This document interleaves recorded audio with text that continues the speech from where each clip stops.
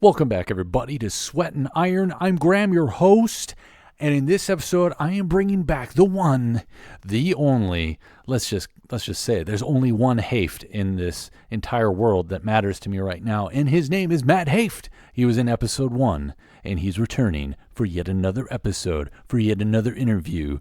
It is long overdue. It is 6 months later, and here he is, Matt Hoeft. And we're going to get into corrective exercises, talking about how people need to get the right posture, need to get the right form, because when someone isn't using the right muscles, you start overcompensating, and that leads to a lot of problems in the long run, right? So a lot of trainers will do assessments and whatnot, and Matt wants me to just throw out there that he is offering listeners a corrective program if you send in an overhead squat assessment. So basically what he's offering for $45 to listeners, he usually offers $50 or more to regulars, but for listeners of the show, he's doing a $45 deal if you do a video of you doing what we describe in the video in our episode as the hands over your head squat assessment. Send him a video. He will give you a corrective program on what you are doing wrong, what you can work on to fix this. And as an added bonus, he said if you're struggling not just with squat, if you're struggling with bench or deadlift, you can also send in the video along with that, and he'll assess it. You could find him on Instagram, Matt Hoeft, MattHoeft. That's one word. Matt Hoeft on Instagram. You could also find him on Facebook, same name. So he's offering that out there for all y'alls. And without further ado, we're going to get into this episode where I talk about his traveling. We talk about what he does in the wilderness, because when he's not in a city, he doesn't have a gym to work out in. So what does he do? And if you guys have seen Rocky IV, he is Rocky in the wilderness right now, at this very moment, working out with logs and anything he can get his hands on in barns with hail bays. No kidding. So, without further ado, enjoy the show.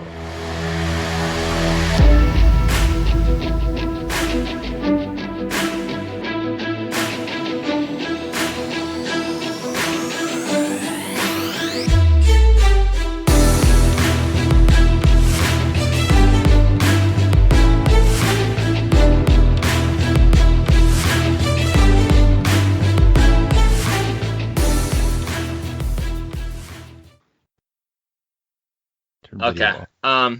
We can do audio. You got me now? And that sounds a lot better. I think once I go to video, you disappear because of the bandwidth. Okay, that makes sense. I don't have the best internet out here. Hopefully you're in the middle of nowhere. It's true. Yeah. You're in Wyoming right now, right? I am. Yeah, I'm in Jackson Hole. You're in whose hole? I am in Jackson Hole. Oh. Funny. I'm totally keeping that in this episode. Oh, dude, you look like the burly Western cowboy, except you got like the trucker look going on right now with the hat. I guess I'll take that. Yeah, but you make it look good. Thanks, bud. Yeah. Dude, you are like busting out these videos where you are working out using anything you can find in the wilderness. Yes. Yeah. Are we live right now? We're live with the Matt Hoeft. Okay, Matt Hoeft. Sure. The episode one. Episode 1. Episode what? Episode 2. Episode 2? No, who was episode 1? Oh, I'm sorry. Yes, I was episode 1. I thought you meant our second episode. Oh, this is our second episode, but you were also in episode 1. You were the very first person. Got and now it. It's six months later. That's what Skype told me. I last talked to you 6 months ago on Skype. Wow. Yep. It's been a while. You've been jamming out a lot of podcasts. You've been busy. Yeah, I've been doing a lot of podcasts. I took a big break in April from interviewing just about anybody, and now I'm back. Okay. Good. Good. So yes, anywho, yeah. So sorry, I didn't realize we were live. I thought we were exchanging pleasantries and then gonna get down to it. But let's get to it, man. Yeah. Oh, well, we're doing everything. That sounds good.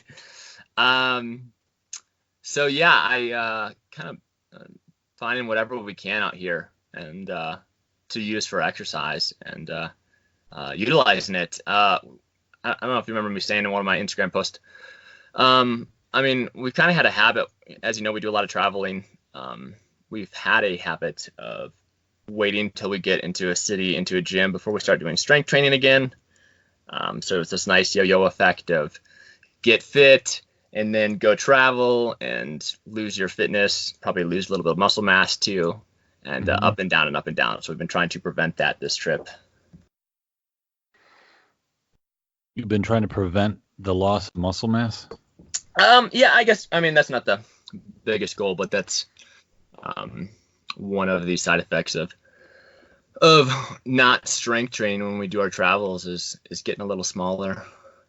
Yeah. Well, I mean, what is it that you are doing during your travel? I mean, you are, I still don't know what you're doing exactly. You guys are living the dream, I guess you could say. You are going from town to town, exploring. You're just exploring. Yeah. And sometimes we kind of make camp in an area for like 3 to 6 months, and then we'll move on to the next area. So as you know, we live in a travel trailer. You're a nomad. A nomad, you got it. Yes. Man, so you guys pack up in a trailer, and you got a trailer attached to a truck, right? Correct. And then you were down in New Mexico. No, wait, hang on. Were you in New Mexico or Arizona? Arizona. And now you're in Wyoming. Yes, back in Wyoming. Yeah, back in Wyoming. What's that? You were in Wyoming before? Yeah, we were there last summer. So like down in the we were in the Mesa Chandler area. We can get, when we're in a city, we can get back into our professions, which, as you know, mine is fitness, and my wife is a vet tech. But when we go somewhere a bit remote, that's a bit more challenging. So out in Wyoming, I am a ranch hand. Well, that's nice. I can imagine you riding horses. I don't ride horses, unfortunately. I ride four-wheelers? Four-wheelers and tractors and stuff, but no horses. I take care of the horses, but no riding. So then, so when you're in big cities, you find a gym, you join the gym, you work out in the gym, but then when you're out and about, you just find trees and lift them? or logs? Whatever we can. Yeah, whatever we can, man. Logs, bricks, rocks. We have bands. We have a TRX set up. So anything we can use, man. Nice. Yes, we have some kayaks we can move around a little bit. Which, yeah, it's all good. That's good. I'm keeping an eye on the weather. I got the windows open because it's really nice and windy, but a giant storm's about to hit us, I think. No kidding. Yeah, no, yeah. Well, it's just that if I have to get up, I'm totally leaving this in the episode because I have to go. Connie went to the store, and I'm in charge of the windows. I'm the window keeper. Okay. Good. It's a good fitting job for you. It is. Oh, thank you. Yeah. That is a nice compliment. Yeah. So let's talk about, I want to know what you've been doing in the past year other than being a ranch hand. You did some jiu-jitsu.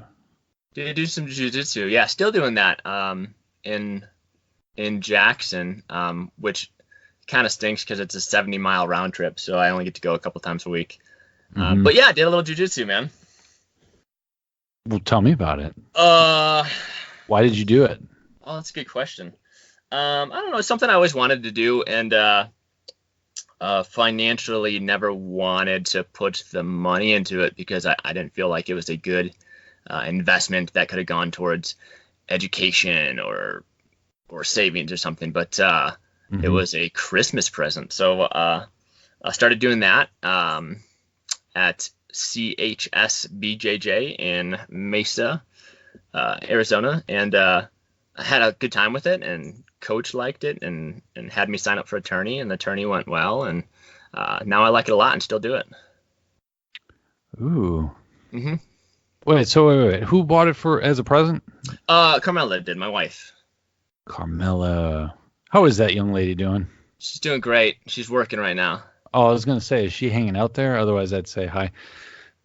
She might stop in at lunch and you can say hey. But we're going to be seeing you guys in about less than a month, right? Less than a month. It's coming up quick, yeah.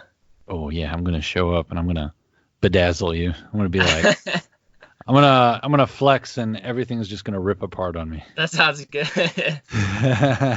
Looking forward to it, man. You're looking good. I saw some photos recently. Still looking good. Oh yeah, thanks. Yeah, I had like I said, I had a rough month in April, so I kind of let my diet go a little bit. But you know how we are with ourselves, we're a little too hard on ourselves. I'm pretty sure. Connie keeps telling me, "Oh, you don't look any different." I'm just like, "Yeah, I feel different." Yeah. You know how you can feel that 5 to 10 pound mark just added on, and you're just like, ugh. Yeah, for sure. For sure. Mine's probably the opposite because I lose weight too easily. But I know what you mean when you kind of let things go and you can just tell you just don't feel as good. Well, yeah, you got to tell because you take a break, you go off on your travels, and then I'm going to guess that as opposed to me feeling like I'm getting fat, you probably feel like you're withering away. That's correct. Yeah, that's exactly right, man. That's how the skinny man syndrome. That's how that feels. Yeah, I could believe it. Yeah, just little opposites. So now that we've caught up a little bit on the fact that you just do anything you think of out in the wilderness to stay fit, and you are a nomad. Yeah. Let's talk about something that it's been on my mind for a long time, and nobody's really given me a straightforward answer on this. And you are the master trainer of all, and I say that because you literally are master level, right? Yeah. So the industry itself, the fitness industry, doesn't have a gold standard for what a master trainer is. But through the National Academy of Sports Medicine, I'm one of their master trainers. So if you said to another fitness professional, Matt's a master trainer, that might not mean anything to them because they might have a bachelor's degree or they might have gone through other organizations because there is no standard. But if you talk to somebody who was also NASM certified, then they would probably know what that means. I see. Oh, hang on a sec. The rain is coming down like crazy. Hang on. Yeah. Crazy wind, man. Yeah, is it picking up? Yeah. Yeah. Sounds like the house is going to blow away. It's the front coming through. The weather around here has been bananas. It has gone from 80 degrees down to like 52, and then it crept up into the 60s, and now that's another warm front pushing through. So you got, the clouds are traveling so fast today, and this is why. It's because the storm was coming through. Northern Illinois, man. But anyways, what I was going to say to you was, yeah, no matter what you say, no matter what anybody says, you will always be my gold standard. Thanks, Graham. I appreciate it, buddy. So, so the question on my mind that's been bothering me for years now. Yeah. Why is it that people say you should stretch before you work out? Because some people, they don't stretch and they don't seem to be affected by it. But then you got people like me that it's like, okay, I'm okay for a few workouts, but then a week from now I don't stretch and holy crap, what's happening to my muscles? I think that there are a couple different mindsets when it comes to stretching. Did you say before workout? Well, some people will work out, or some people will stretch before they work out. Some people will stretch after they work out. Sure. Yeah. Now, I'm just talking about the overall idea of stretching. I know that there's people that believe, you have to stretch out before, you have to stretch out after, and then you have the people that say both. But then you have people that just say they don't care. Oh man, you got a whole spectrum of opinions. I'll lay down some facts for you, buddy. All muscles have a certain amount of activity going on in them. Mm-hmm. So, if you stretch a muscle for a certain amount of time, typically 30 seconds or more, you will then turn down the activity in that muscle. Okay. This can be a good thing for muscles that are overactive and sometimes short, and that's kind of getting into the branch of corrective exercise. So it's kind of dabbling in that area. I'm going on a tangent and getting lost. Well, I do that all the time. But if you stretch a muscle prior to a workout and it's not short and not overactive and doesn't need to be stretched, then you're turning down activity in that muscle, and that could be doing some, not damage, but affecting your workout negatively by making it weaker. If you're turning down activity in a muscle, you're making that muscle weaker. Right. So that's why you have sometimes this mindset of don't stretch prior to your strength because it's just going to make you weaker. And that is in some ways true. However, if you have a short overactive muscle that you've identified as short and overactive through assessment, then that could be affecting your movement patterns for the workout, and you would then want to stretch those muscles, turn them down so they're not negatively affecting your movement. Does that make sense? It does, but then it kind of sounds like you have to figure out your own body then and figure out which muscles are the ones that are overutilized, which in my opinion would come across as these are muscles that you use pretty much all day long or more often than the other ones, right? Is that what you're saying? Or are you talking about the muscles that are used in the compound lifts? So if I'm going to use a muscle on a compound lift, I'm probably not going to stretch that muscle. Mm-hmm. And you have a good point of, that sounds like I have to identify my own body and find out what's short and overactive, what's tight. And that's challenging to do if you don't know how to do it, which is why fitness professionals have movement assessments. So like the overhead squat assessment is a really big one, and it's the biggest one that I use. What did you do for that? Did I do that with you? Years ago, I don't know if we did, bud. I don't know if you and I ever did. Why don't you describe it for me? Yeah, absolutely. So it is a squat with hands up overhead. I check front view, I check side view, and I check back view and see if there's any deviations going on in that movement. And from those deviations, you can see what's overactive and short, what's underactive and long, and then you can program for that. And typically, the programming for that is treated as a warm-up prior to your strength training. It'll make you move better for your strength training. Oh, so you could actually do that before you do leg day. Oh, absolutely. You do it before you do any day. Hey, you can say hi to Carmela real quick.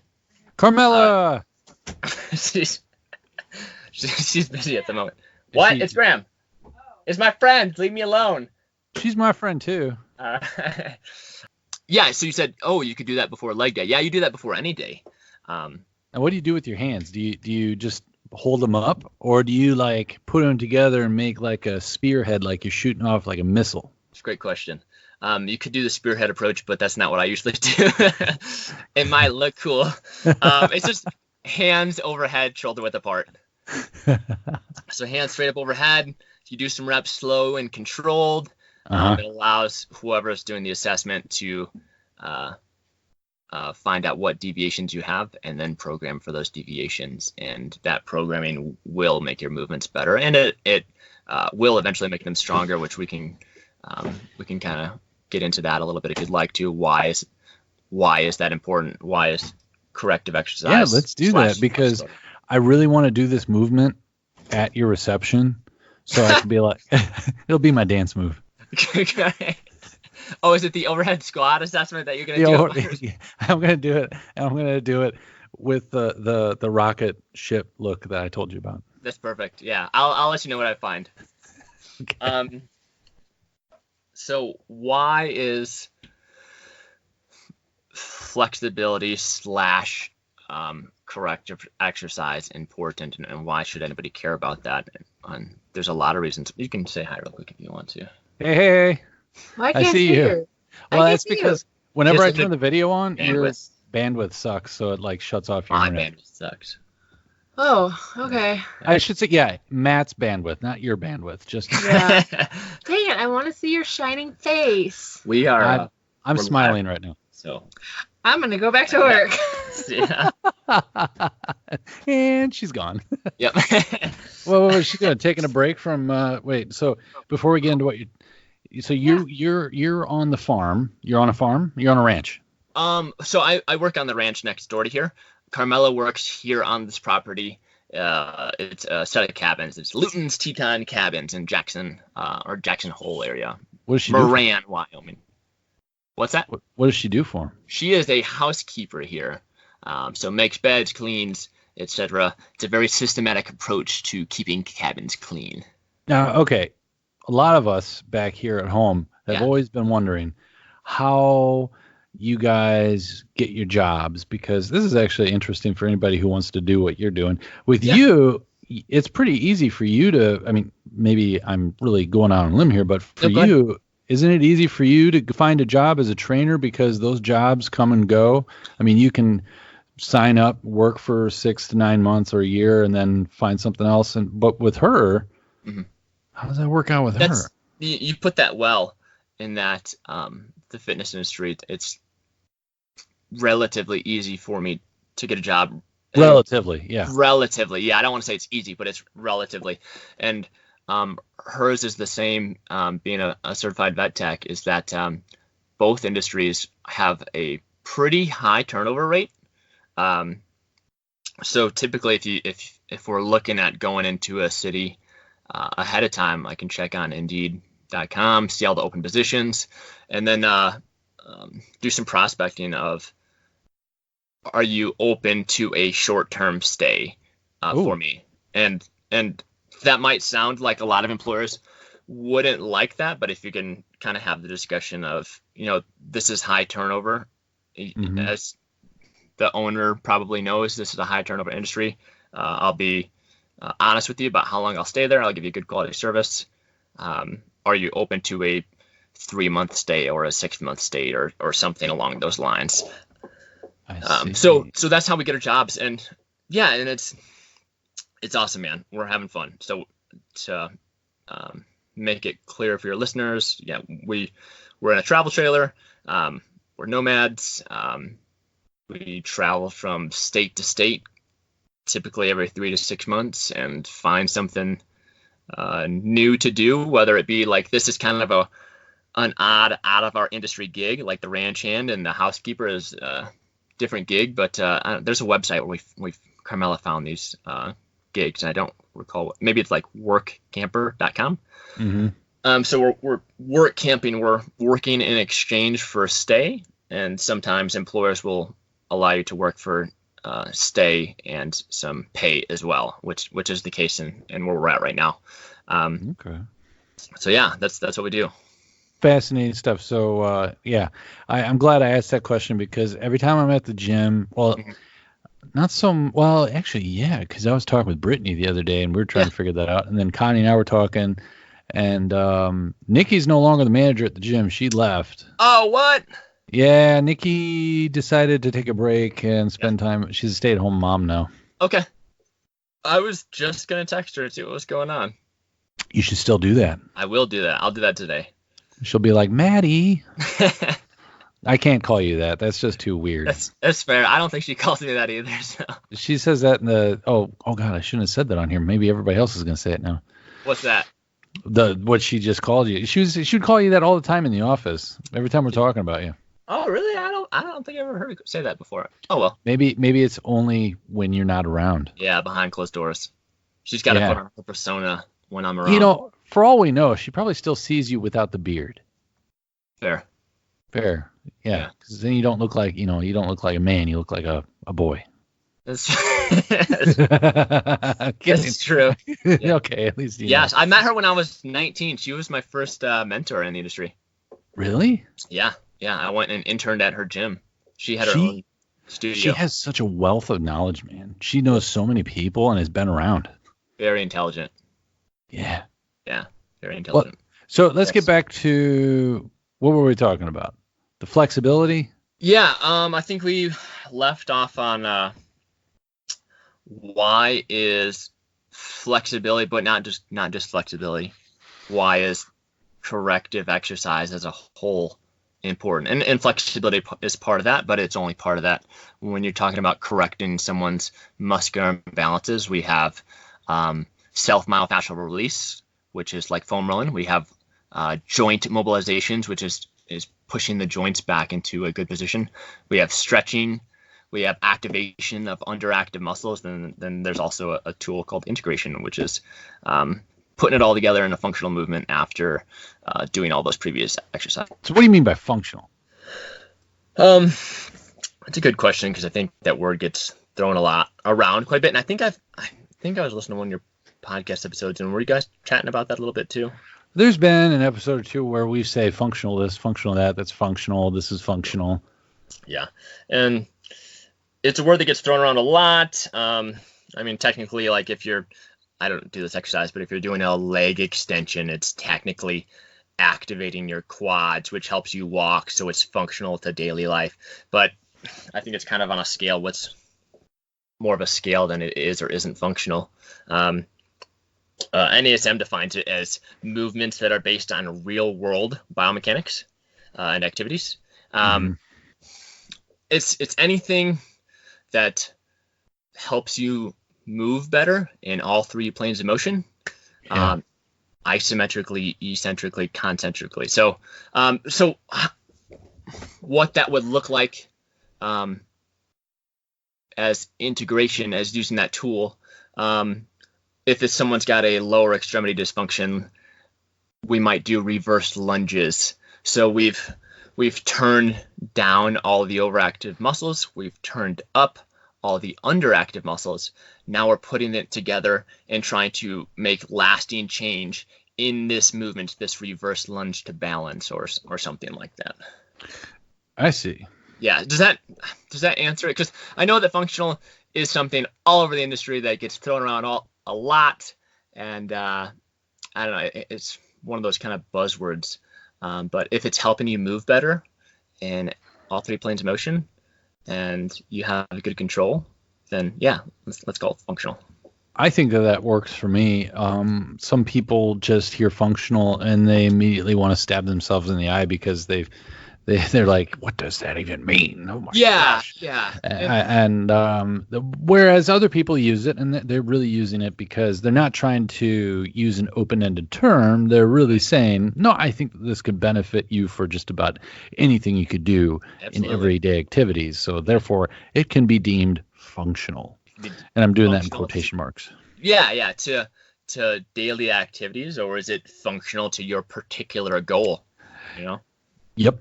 Bench press might not be functional to daily life that much, but if you're training a power lifter, then it is absolutely functional to their goal. I think doing any sort of bench, I like doing the dumbbells rather than the bar.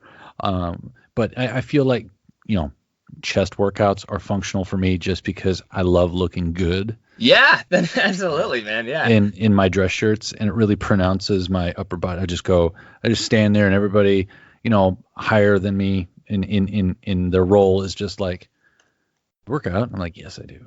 You're like, yeah. Yes. A little pec dance real quick. I'm still working on that. Nice. But yeah, man. I mean, is it functional to daily life, or is it functional to your goal? And if your goal is hypertrophy, if your goal is growth, then some exercises with when you're on a flat bench and you have that to stabilize against would be beneficial for you, even though that's not going to be relatable to real life. You're not going to have a bench to stabilize against when you're pushing. It's a good way to work on some pec growth and some strength. Funny tidbit, for the longest time I was calling it hypertrophy, and Connie corrected me one day. She goes, it's hypertrophy, and I'm like, maybe it was Nikki, actually. I think it was Nikki. I was in the office. Connie would have probably done the same thing, but I was sitting there talking to Nikki about hypertrophy, and she goes, I was saying, yeah, so I'm thinking about doing an episode on hypertrophy, I think. And she goes, she's just smiling at me and I'm like, you want to say something? She goes, it's hypertrophy. That's okay. I think I called it that too when I first read it out of books. It just you sounded out hypertrophy. So no. That's what it is, dude. You see the word and you're Yeah. like, here's the root words. It's hyper and trophy together. Plenty of words like that out there. Plenty of words in the fitness/medical industry that I'm sure I've pronounced wrong plenty of times. I just thought I was embarrassed at first, but then I just knew that was kind of, it's totally Nikki to be like, I hear it and I need to correct you. Yeah. It's totally hard to do it with a smile on her face. Yeah, the smugness. It's like no, not smug, but just smiling. Yeah. That goofy smile of hers where she wants to just throw it at you and be like, you're saying it wrong. It's bothering me. Yeah, that's funny. That's funny. So so going back to, you've got a variety of stretches and things that you can do that are functional. Yeah. In a sense. Yeah. I guess if the word functional is, the word functional, I used it for the exercise. Oh, okay. Yeah. So for the integration exercise. So that's what I would label as functional. Like reverse lunges. Yes, you got it. Yeah. Okay. Did you say 4 reverse lunges? Well, I said reverse reverse lunges. And then I've never done a reverse lunge, but in my mind, I'm thinking, okay, well, a lunge is just as you're walking forward, you're taking that big step and going down, like you're doing a lunge, and then so the reverse lunge is basically doing the lunge but backwards. Yeah. Learning how to eccentrically or on the way down control. That's the big aspect of a reverse lunge, learning how to eccentrically control. A lot of injuries happen eccentrically, which means like for a squat or a lunge means on the way down. So a lot of injuries happen eccentrically and unilaterally on one leg. So having good control eccentrically on one leg is pretty important for injury prevention. What's the big injury that happened? I know we're going off on a tangent, but what's an injury that happens eccentrically for, say, a squat? I wouldn't say, maybe there's some that happen during a squat, but it's more so in daily life where the injuries happen, or in sport. Oh, that's what you're saying. Okay. Yeah. So like single leg on a sprint, making a cut in football or basketball, ACL tear is a big one. Yep. Mm-hmm. So learning how to control eccentrically, not just sagittally, not just forward, not just backward, but learning how to do it in a frontal plane sideways or in a transverse plane in rotation. Learning how to control eccentrically is pretty important for injury prevention. I see. Yes. Okay. Yeah. All so right. that would make it, in a sense, functional for injury prevention. I see. Yeah, okay. I know, and it's a buzzword. It's just a word. I like words. Yeah, just a word. But okay, so let's get back to stretching before workout. If you stretch before some workouts, depending on what muscle you are working out or what workouts you're doing that particular day, you could be benefiting. Correct. Or you could be hurting yourself in the long run, because then after you get done stretching, you won't be able to work out for either as long or lift as much, right? Lift as much, yeah. Your muscles will be turned down in activity from a stretch that's typically 30 seconds or more. That's how long it takes to stimulate a sensory receptor that turns down your muscle activity. Okay. So you hold on a stretch 30 seconds or more, it turns down activity, and thus making it less active, less strong. Well, let's take myself for an example, because you can remember, I'm sure you can remember, that I was having the hardest time with deadlifts when I first started working out, because you said my hamstring, I think it was a combination of things. It was my hamstrings and my hips. Yeah. I was just too tight. Yeah, very much, yeah. So you would tell me to stretch all the time, but what about stretching before we would have a workout? I think before deadlifts. Was it more beneficial just to stretch during the day or every night and not so much right before my workout? Or what was your take on that? That's a great question. I mean, because you were my trainer, Yeah. and who to have better input on this than you, because Right. you were Absolutely. able to see my movement. So I think there's probably two different ways you could look at this, and one of them being don't stretch the hamstrings/hips prior to your deadlift. Don't hold that stretch for that 30 seconds or more, because it's going to turn down the activity, making your deadlift weaker. However, your deadlift was it suffered in quality because of those tight hamstrings and hips. Mm-hmm. So I'd prefer a quality movement, improving the range of motion of those hamstrings, allowing you personally to get down lower. I know the depth was something that we struggled with, Yeah. getting down that low. So I would prefer that quality of a movement and getting that ingrained more so than having to start higher or making your low back round a bit more, because we don't have that range of motion. So in that sense, quality over quantity Absolutely. is more important. I'd Every day. rather have you do the movement properly than lift heavy and hurt yourself in the long run. Yeah, lift heavy and also maybe ingrain some bad movement patterns. There's I'm pretty sure it's Dr. Eric Cressy has a good saying, like, I'm gonna butcher it because it's been forever since I read. But every rep, you're either improving your form or making your form worse, because you're ingraining these movement patterns. So if this movement pattern is altered, I'd rather take off a little bit of strength from improving that range of motion and make it a more quality movement pattern. Because in the long run, a quality movement pattern is going to make you a lot stronger. Who's this, Eric Cressy? Eric Cressy is, this one of many peeps that I like to listen to and read about. And yeah. How do you spell his name? Cressey. E.Y. Cressy. Yeah, I think that's his saying. Every repetition is either something. Oh, okay. Yeah. I've just never. Is it with a C or a K with Eric? It's with a C, I think. I'll Google Eric Cressy. There you go. Assess and correct breaking barriers to unlock performance. Take your athletic performance to the next level. Wow. So, yeah, this guy is really big in corrective exercises, huh? He is. There's a lot of. I mean, he's a great one. Another great one in injury prevention is Dr. Brent Brookbush. That's a big one that I like to follow. 7 entertaining quote. Oh, that's somebody else. Oh, maybe it wasn't him. I feel like it was. Anywho, you never see anyone you're doing is either hurting or helping your form, because you're developing movement patterns. Mm-hmm. So if it's bad form, then you are reinforcing bad movement patterns. You're reinforcing that bad form by doing it over and over.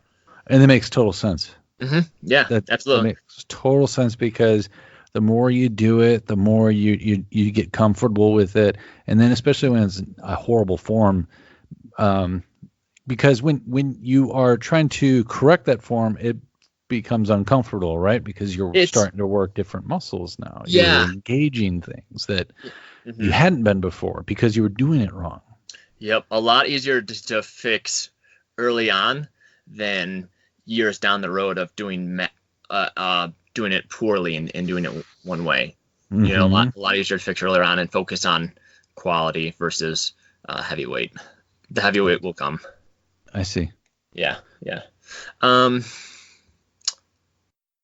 think that's it for that. But since we're talking about hypertrophy, what's your take on it? I mean, do you have any take on hypertrophy? You know, what works for some people compared to others? Because, you know, the overall basis of hypertrophy is muscle growth, right? Correct. And muscle growth can be gained between diet and reps and sets, right? Yeah. So if you are in a deficit in your nutrition for cutting purposes, you are not going to be gaining as much muscle as you could be, right? Because your body is burning more than it's taking in. Whereas when you're in maintenance calories, as they call it, or in an excess, when you're actually really trying to build muscle, hypertrophy is more noticeable. Oh yeah, it's pretty darn. You have to be pretty genetically blessed to be at a caloric deficit, and gain muscle mass. That would be pretty hard to do. Well, I mean, some people say you do. Some people say no, you don't. And my take on it from the last, I don't know, I'd say last year and a half of doing steady dietary, documenting what I was eating between MyFitnessPal and the Affinity Athletics Coach Delta that I used for the last year and a half. I would say that I hardly put on any muscle when I'm in a deficit. Yeah. I don't think if I do, it's very minimal, but which makes total sense, right? So, absolutely. What is the key to hypertrophy? What is the key to hypertrophy? Being at a caloric surplus, as you mentioned, and what else about exercise? There's making a routine. Yeah, I mean consistency, overload. Challenging your muscles by either adding more weight, more sets, making sure they're not getting accustomed and adapting to your training routine, which could take, what does it take? Like, oh man, I don't have the number specifically, but typically what does it take? Like after 8 to 12 weeks, you'll definitely be adapted to whatever training regimen you're on. So typically I won't have somebody do a workout program for more than 4 to 6 weeks at the most. And then we're moving on to a different phase. You start to adapt. So not allowing them to adapt and then overloading them with more weight or more sets. And periodization, I think, is pretty important as well for any goal, that is. What is that periodization? Yeah, it's simply put, you could say working on higher reps, more endurance would be like the start of periodization. Going a little lower into hypertrophy, going a little bit lower reps into hypertrophy, going then eventually 4 to 6 weeks later, going into a phase of maximum strength, and then eventually going into power. And they all help each other. Like if you something I think if you haven't seen me, or maybe you saw me post on the gram recently, that stability is something that's really unsexy and pretty boring to do. Can be pretty boring to do. Stabilization, endurance training. However, if you get better at stabilization, you'll be better at stabilizing your weight during your hypertrophy phases and your max strength phases. Was that the video where you were going down very slowly and coming back up, and you're like, I know this doesn't look very exciting, blah, blah, blah. Really, yeah. And while I was watching, I was thinking to myself, yeah, that looks boring as shit. It can be. And there's ways, it's something I've been trying to work on more with my programming, is making things more enjoyable, because I think that's a big aspect to having anybody stay consistent, is making it enjoyable. So I'm trying to find some more ways to make stabilization a little bit more fun.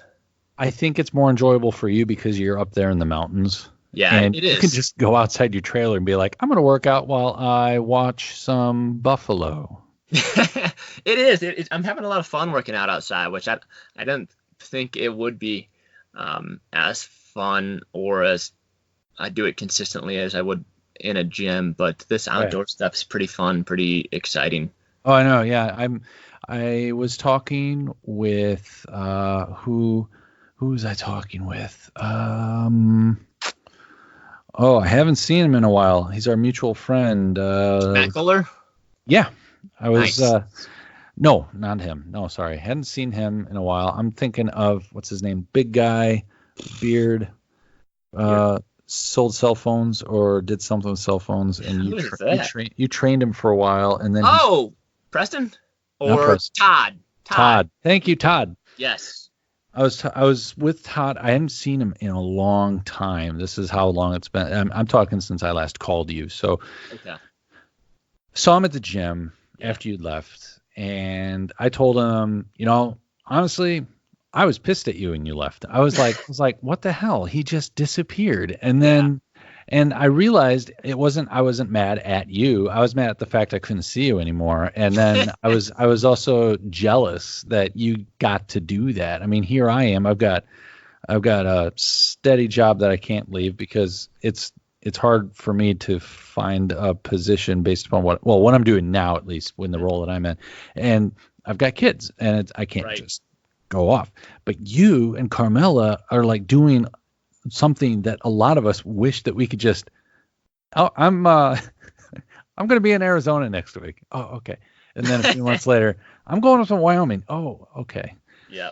And it's just really fascinating how you can do that. And you see so many cool things and you can get outside your trailer and do so many. You are doing the Rocky Balboa workouts in Rocky 4.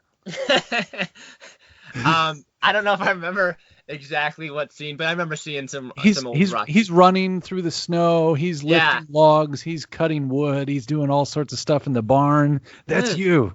You know what, man? And you know what? That stuff, I'm going to use that buzzword. I'm not going to use the buzzword functional. It is so, it gets you so strong working unbalanced loads.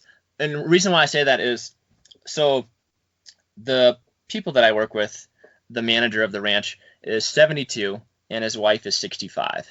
She weighs like 105 pounds. And she is throwing hay bales around like better than I am. Like, I kid you not, 105 pounds. We feed the horses every morning. We're on the wagon. She's jumping off this wagon as it's moving, hopping off the wagon, hopping on the wagon as it's moving. I saw her the other day. Her name is Chris, and her husband Jerome threw a hay bale down to us, and it slid off the deck. She hooks into this hay bale and slides off the deck with it and lands on her 2 feet. So this outdoor, picking up uneven loads, just moving in different planes of motion. I mean, it gets you strong, man. So wait. Does she grab them with her bare hands, or do you have a tool that kind of just clenches onto it? There's like a hook that you have in your hand, and she hooked into the bale of hay and slid off to this wagon and jumped and landed on 2 feet. 65. I was like, are you kidding me? You know, you need to learn how to do it with your bare hands, so you can one up her. And be like, I'll show you my hook. This is my hook. She gives me a hard time. She's like, you got to keep up with Grandma today. I was like, I'm trying. But yes, yeah, man. That's working out different planes of motion. It's picking up things and just moving, man. You also go biking. You're a big mountain biker. Yeah, go biking. We're blessed out here in Jackson Hole. There's a ski hill that we do downhill biking on. Which is not the same workout as cross-country biking, because when we get to the bottom, the ski lift takes us back up. However, if you're pushing hard, it's pretty brutal on the legs. So cross-country biking is basically you are doing all the work going up and down, and coming back? Yeah, yep, up and down. Whereas up and down. You guys are going up and down, but then on the way back, you just take a lift on the way back? Yeah, we just go down. Oh. Down the big ski hill, and but you're also going through caves. You're spelunking. Yes, going through caves, spelunking, which is pretty cool. Climbing rocks in your bare feet. I don't know what's up with that. That was once. That was just because my shoes are so bad they're falling apart. So I would like try to grip this rock with my shoes, and like the bottom would start to peel off. And it was, that was just one day. We were playing with some bouldering. I thought maybe you'd been doing this for a while. Now you got these huge calluses on your feet, and you're just like, you can't put your shoes on anymore because I climb rocks and with my feet. Yeah, we were just dabbling into some bouldering that day. We were in Zion Park, and there were some big boulders that people climb, so we were dipping a toe in that area. And there's a park up in Wisconsin. It's Red Devil. No wait. Devil's Head or Crap, I can't remember. Devil's Lake. Devil's Lake? Okay. Devil's Lake. There's boulders everywhere. That's a great place to go bouldering. There you go, man. But yeah, this this outdoor stuff is awesome. I feel great. I feel strong. I have better endurance than I used to in the gym because we're out doing stuff. Mm-hmm. Yeah, you're staying active. You're not just sitting around. You're not just working out in the ranch and then going back to your cabin and lounging. Yeah. We came here last year, and this elevation is 7,000 feet. So we came from Illinois. I was just doing, some strength training in the gym. And we went on our first hike, and I felt like crap, and Carmela felt like crap, and she almost threw up. So that the elevation difference was quite the adjustment. But you had to adapt to the elevation because working out in plain old Illinois, we're at what? What are we? What's the sea level in Illinois? Not a clue, like -5. -5. I'm just kidding. I don't know. It's flat. It's low. So last year was quite the adjustment. And, since we left Arizona, I don't know, a month and a half ago, we've still been working out hard and doing our outdoor workouts and doing circuits and strength training and feeling great. Oh, okay. So even moving back after a year because you've been so active and doing well. Okay. So where were you guys down in Arizona? We were, was it southeast of Phoenix and in Mesa and Chandler area, kind of between those two cities. Is that in the mountains area? Because I know when you're around Phoenix, it could be. It's a good question. Yeah, there are a lot of mountains around, but I think it was, I don't know. I don't think we were at a high elevation. Okay. You were more in the foothills or down below? Yeah, we were in the valley. Valley. But the last month, if you saw, we were in Utah, which is a bit higher at elevation, and we were working out there pretty hard in Utah, which I think helped also with coming over here to Wyoming this year. Wait a minute. What were you doing in Utah? We took a month off work and just went and lived on BLM land and did a bunch of hikes, which I still got to make some videos for. If you see our hiking videos, I've got like 3 more to catch up on. So we just went and played in Zion Park for a month. What's BLM? Bureau of Land Management. It's land where I can bring my trailer, you can bring your van or your tent, and you can camp out on that land up to 14 days. I remember this because you posted a video saying we have to move over this way. Correct. And we could be here. I remember this now. Yep. Yeah. So for anybody that's listening, a lot of people don't know about BLM land and what you can do on it. And there's no hookups for my trailer or anything. So that was the challenging learning curve for us this year. Was camping without hookups. But you can stay on the land for 14 days, and then you have to move 30 miles away or more to some different BLM land. That's at least the laws in Utah. What's up with that? Why do you have to move 30 miles or more? So that's so you can't squat on your spot for... Oh, squatters' rights. Yeah. Gotcha. Yeah. So it was pretty awesome, man. That is exciting. Yeah, like I said, it's just overly amazing every time I get to see where you guys are going. And my next biggest question to you is, how long are you guys going to do this for? Or you have no idea? Great question. You answered it right there. No idea. Until we don't feel like doing it anymore, which right now we're having a blast.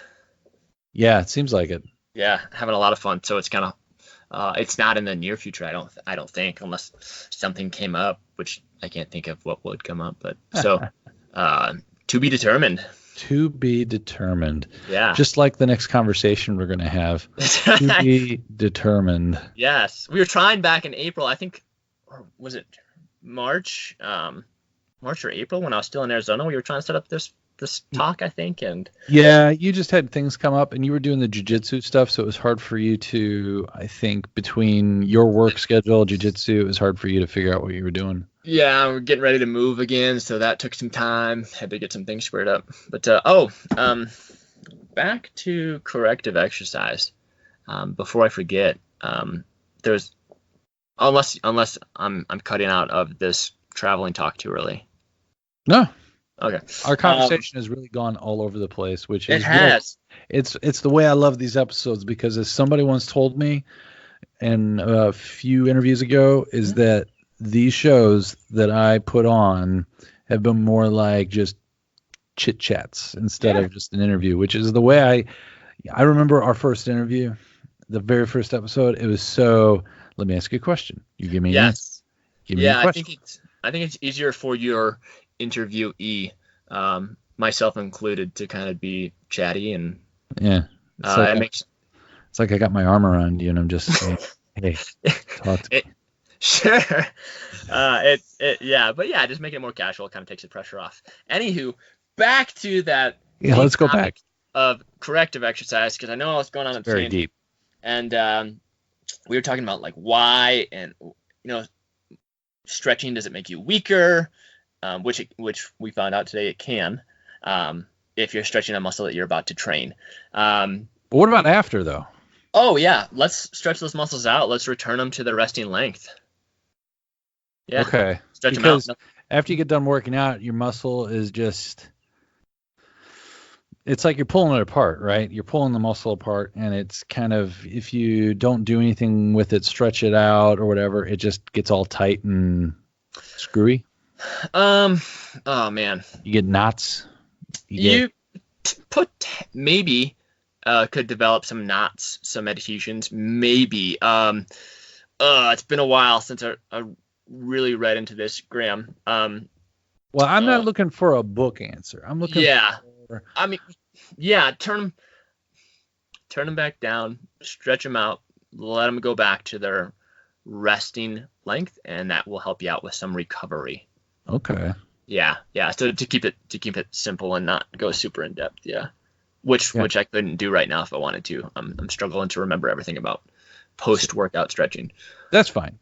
Let's then if you're going to stretch before you work out, and if you're not going to, let me phrase a question differently. Then, if stretching for 30 seconds or more can indeed hurt your activity level, would it be beneficial to stretch for less than 30 seconds? Oh, great question, man. I think that could be okay to take those muscles through a full range of motion. So if you wanted to do some light, brief stretching to take those muscles through a full range, I don't see why that would turn down activity and potentially inhibit your strength. Great question, Graham. Thank you. Yeah. I try to occasionally come up with good questions. Sometimes I ask the question and I think, gosh, that's stupid. But then if I think it's stupid, somebody else is probably thinking about it too. Somebody else absolutely could think of it. Yeah, great question, man. I don't see why that would be an issue. Is Carmela back? She just sorry, I distracted me. She's just really loud when she comes in. She's is loud. Bugging me. She's got a powerful grip on that door. She does. Anywho, so we kind of talked about like is this bad? Is does stretching make you weaker? Which I unfortunately have heard some coaches say, like, don't stretch, it's gonna make you weaker. But I mean, that's so simply put and so broadly spoken. Yeah. Not taking into account quality of your movement pattern, which will make you stronger. Also, why is posture, why is having minimal muscular imbalance important? Just the muscular imbalance itself, having a muscle too short or too long, will affect the amount of strength that muscle can produce. And that's comes from a principle called length tension relationship, which I showed you an example of this years ago, which I showed you in person, which is a little easier than explaining over audio, but I'm going to attempt to do it anyways. So length tension relationship basically says that there's an optimal resting length of a muscle to where it will produce the strongest contractions. Mm-hmm. Does that make sense? Yeah. Okay, so optimal resting length, so it'll produce the strongest contractions. And we can show you an example of affecting this length tension relationship by doing a little grip test. So I showed you this, I don't know, a couple years ago. I believe I did, at least, because we were talking about why is this important. If you take your right hand. Yes. And don't do this while you're driving. or think about it as like You know those little hand grip tests, or not tests, those little hand grip exercisers? Yeah. Yeah, like maybe your dad had one and like, Yeah, they make like a V and you just close it. yes, yeah, you squeeze them, right? So if you have let's just take your right hand and we're going to put it in a flex position. So putting the palm of your hand down, flexing that wrist. Okay. And then you squeeze as hard as you can. Just squeeze your grip as hard as you can. Yeah. Okay. Put your wrist back to neutral, so your wrist is straight, and squeeze as hard as you can. Okay. What's a stronger grip? Probably the Neutral or neutral. flex? Probably a neutral. For sure, neutral. And you can do this. I mean, you could even squeeze your finger and try it again here. So let's try neutral grip as hard as you can, and then flex grip as hard as you can. Yeah, it's definitely neutral. Definitely neutral. You're affecting the resting length of that muscle before you contract it. So having an optimal resting length is by far going to affect the strength that you can produce. I see. Yeah. So that's one more reason, not just injury prevention, but strength itself and possibly athletic performance will be improved by having good posture, minimal muscular imbalances, good movement patterns. Okay. Yeah. All right. Well, let's yeah.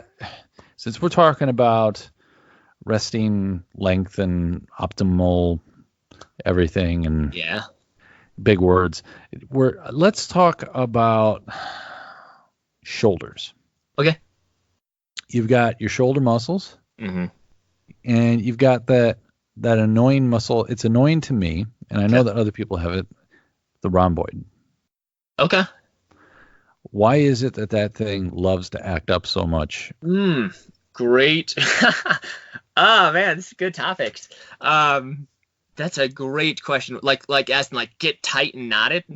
Yeah, I think I asked Nikki the same question once, and her reasoning was, think of it as far as you have worked out your muscles so much that your rhomboid is acting like the little brother that is making up for the lack of activity, or the lack of available activity that the muscle can put out. So the rhomboid starts doing stuff.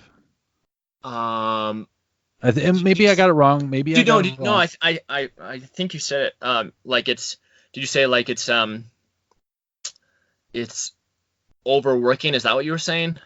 That you've overworked your shoulder muscles, and then the rhomboid is kicking in, and then it's just one of those things that extra stretching and whatnot will help out. But I guess I'm lost on the fact that, okay, if I take time off from working my shoulders, from working my back, and then I go back into it, that rhomboid just still likes to act up.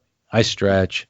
I use the lacrosse ball. Yeah. I do what have you. And it still likes to act up. Now, granted, it doesn't act up as much as it used to, but is it just one of those things that it's not just one of those things that just happens. There's a reason for it. Nikki has a pretty good description of it. How we put it though? It's from a concept called synergistic dominance, what's what I'm looking for. This is probably a conflicting opinion because a lot of us fitness professionals think that rhomboids are weak and underactive relative to your chest muscles. Okay. However, there's a concept called synergistic dominance. You have synergist, the word meaning like a muscle that helps with a movement. You have your prime mover for a movement, like a big muscle that wants to that's its function is to be a prime mover for a limb or a joint. And then you have a synergist, a helper. Okay. If you have your lower traps, so your low traps that run down your back below your rhomboids, oftentimes are weak and underactive. Okay. Since they are weak and underactive, your synergist, your rhomboids, have to take over. Oh, okay. Because they have to take over, they are just increased with a lot of activity that they're not meant to take on. Okay. So that can create some adhesion, some tightness. And that is why your rhomboids get jacked up all the time. So you're saying your lower traps. So you're doing, Yeah. let's see, your traps. So So lower traps run, or your traps run up and down your back. So your lower traps, the direction of those fibers run yes, in a different direction than the upper traps. gotcha. So that is why if you think like my traps, those are helping me with shrugging. Your lower traps fibers run in a different direction. So they'll help with the opposite of shrugging. They help with shoulder depression. Got it. That explains why when you're doing pull-ups, when you're doing lat pull-downs, doing shoulder press, those are engaging and they get worked out too easily because they're, what did you say, the least active? Did you say the lower traps are engaging? The lower traps. They should be, yeah. Oftentimes they're not doing that well. They're not engaging that well. So you have some synergistic dominance of rhomboids taking over. So then is there a corrective exercise to help facilitate that better? Yeah. Yeah, there's a lot. There's things you want to turn down, like you do want to turn down the activity of your rhomboids prior to working out. So like you said, your lacrosse ball would be good to turn them down a little bit. If it's coming from having like a super tight chest, you'd also want to turn down the activity in that chest with foam rolling or stretching. And also like a big culprit of this is your levator scap in your shoulders, which is like, if you ask anybody like where's the tension in your shoulders, they're going to point to that spot on the back of their shoulders that runs up their neck. And do you know what I'm talking about? Oh, I know that very well. Yeah, like that spot that's very like, tight. Yeah, it's like a super big cause of headache. So that's like the most common area. So I'd want to turn down that area as well, and then work on some shoulder depression exercises to activate those lower traps. A lot of good activation exercises are like there's a scaption where I put my arms out in front of me, I lift them overhead, but the whole time I'm doing that, I'm focusing on depressing my shoulder blades. I'm going to give you a more simple one that I learned when I was down in Phoenix, which the owner there had a lot of his. It was a warm up for a lot of the classes. It's just holding on to a pull-up bar and focusing on depressing your shoulders. So it's, what did he call them? Scapular pull-ups. I'm holding on to a pull-up bar and I'm just pulling myself up, not with my elbows, but just my shoulder blades moving up and down and up and down. Oh, I like that. Okay. Yeah, so focus on depressing your shoulders and activating those lower traps. Yeah, I'm sitting here and I'm just imagining it, and I'm just like, oh yeah, I could tell that would feel really good. Yeah, just shoulder depression, because oftentimes we are elevating our shoulders from either repetitive movement or stress at work. We get into that shoulder elevation position. So our lower traps kind of turn down in activity, and our levator scaps, that problem area in the top of the shoulders, gets super active and tight. Got it. Yeah. Okay. Yeah, well, I hadn't thought about that whole lower trap thing, and I just decided to Google it, and you're right, there are just a number of things you can look at. So I guess if you're having problems with that shoulder area, you might want to consider those two things: lower trap, rhomboid, or I should say three things, and the scapula as well. Yeah, levator scap being overactive, the rhomboids being overactive as synergistic dominance is probably going to be pretty conflicting for a lot of fitness professionals, because we're pretty much taught, strengthen your back, strengthen your rhomboids because your chest is too tight and overactive. So that'll be pretty conflicting, but they are a synergist. Your rhomboids are a synergist of your lower traps. So they're going to take on a workload, and that's why you're going to have those knots back there. Okay. Yeah. So it will be conflicting if you talk to, I guess I wouldn't say other corrective exercise specialists, but if you talk to, I don't know, depending on who you talk to, it might be conflicting. They'll say, no, you need to strengthen your rhomboids. Well, your rhomboids are already super active and knotted, so I don't want to strengthen those and bring more activity to them. Yeah. So, yeah, that is the rationale behind it. Okay. Well, okay. So what is another, in your opinion, from all the people you've trained, what's one muscle Is there a particular muscle that gets overused or overcompensated for? Overused or overcompensated for? What do you mean by overcompensated for? Like it's overactive or it's underactive? Should say it's overly active when it Okay. shouldn't be. Maybe it's due to improper form. Or yeah, great question. And a lot of you know, maybe it's due to improper form. There's a lot of reasons why these things will happen while we get those muscular imbalances, and it could be improper form, it could be poor posture, it could be repetitive movement, or being in the same posture all day long and not moving. So just to add on to what you said there a little bit, I would say there are many common patterns of dysfunction, and there's some overactive culprits that are commonly out there, and overactive muscles that are common, and then there's underactive muscles that are common, and you just pretty much going to have to address these quite commonly.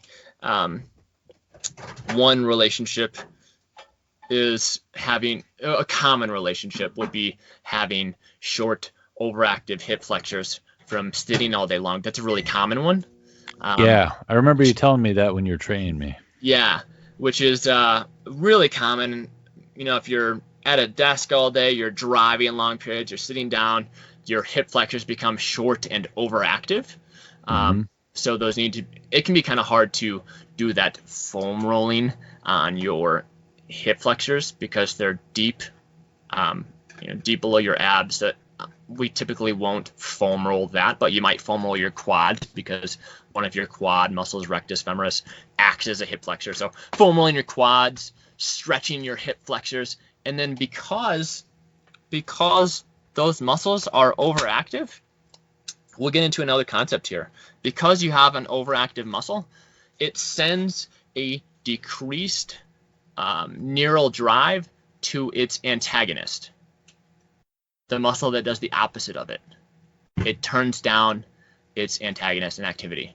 So hip flexor and glute have that agonist-antagonist role. Oh. Since a hip flexor, or when a hip flexor becomes short, tight, overactive, it sends a decreased neural drive to glute. So glute is underactive then. So the example would be we are turning down activity in your hip flexors, lengthening them, and now we need to send more activity to your glutes. So we'll do a glute activation exercise. Got it. Yes. Yep. Does that make sense? It makes total sense. And that happens all the time. You know, that reciprocal inhibition is a good thing. It happens all the time during movement. If I'm walking, and it's not just in my hip flexor glute, it's all over the body. Let's say I'm doing a bicep curl. My tricep will turn down in activity to allow for a smoother movement of that bicep curl. I see. So it happens all the time during movement. This is very fascinating because... It is fascinating, Graham. No, I love saying that word because it's very true. I'm always fascinated by the conversations I have with you, not just because, I love to ramble with you, next set, but I just had an interview with one of Connie's friends who is a physical therapist, and Nice. she was talking about this concept with me about how if you're working an underactivated muscle, if you basically the compensation, if you, like you said, the hip flexors and the glutes, when it comes to, we covered the fact of, okay, you're having muscle pain and you're having all these issues with knees. Okay, well, the issue around the knee, it could be a combo of muscles that, because this one isn't being activated, it's because this one's being overly activated, and stuff like that. So you're not necessarily having knee pain per se, but you're having a slew of ligament issues and other things going on. Right. Yeah. And well put. and I think you'll get a kick out of this interview that I'm going to post, where I talked to her about that. It'll be posted before I post yours, but It's jealous. Say what? I'm jealous. You're jealous that I got to talk to her?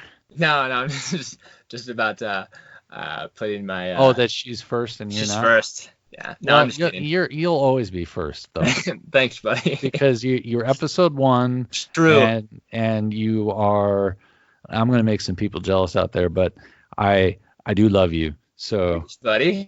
The feeling's mutual. Come out this yeah. come out this way. Aww.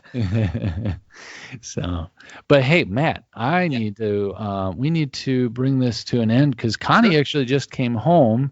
Oh, tell her I said hello. I hope she's doing well. And I promised her I'd mop the floors downstairs. That's awesome, dude. I think that's that's a lot of good information, and that I think we capped on that reciprocal inhibition pretty well. Do you have any more questions on that concept? You went into it pretty well with your physical therapist friend, saying that because this muscle is overactive, it'll turn down the other muscle. That's I think that's the main takeaway from it, isn't it? Yeah, I mean, that's that is why what reciprocal inhibition is. That's why you need to get the right forms. You need to do workouts slowly to figure out that you're activating things properly, because if you just go right into it, and I ran into this problem where, because you went away, no, I'm not blaming you, because I didn't have a trainer, and I was trusting myself. I was just getting carried away with my own actions, and I wasn't paying attention to my movements, and I think I was doing things too fast and not making sure things were activating when I was working out. And in the process, I wound up with 1 or 2 things that were hindering my performance, which then it was that whole issue I was having with, remember when I texted you about my knees? And I was like, well, I was asking about tendonitis in the knees. Oh yeah. And it's all related to my hips. Mm-hmm. It's all related to my glutes, and it all comes down to activation and squats and everything else. So I'm doing a number of things now. I'm doing hip thrusts.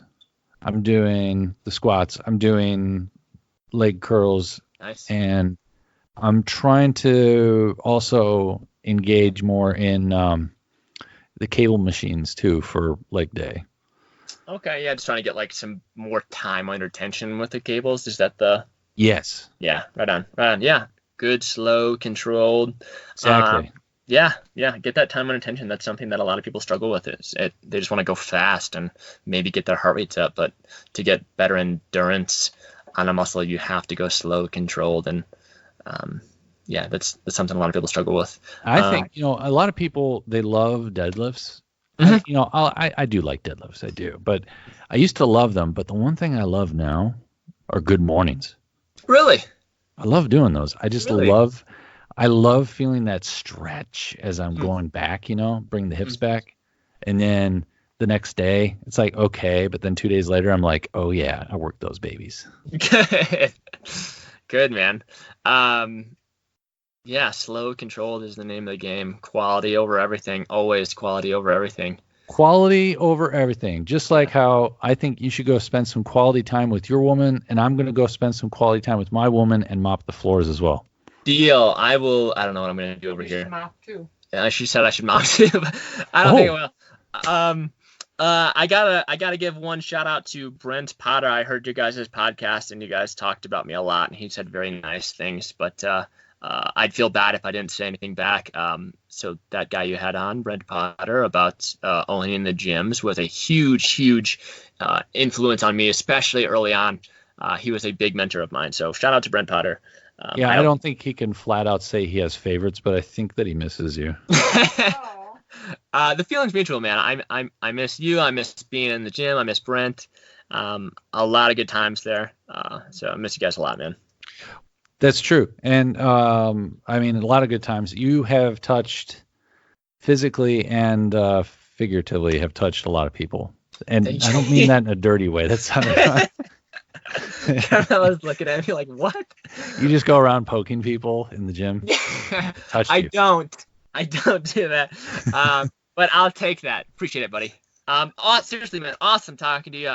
Like, corrective exercise is like my favorite subject of all time. So anytime you want to nerd out on that, we dove in a little bit today. That was maybe a little bit more than just the surface. But there's so much more to go into. So if you ever want to chat again, let's talk. Well, we're going to have to. Yeah, that's fair. All right. That's Well, right.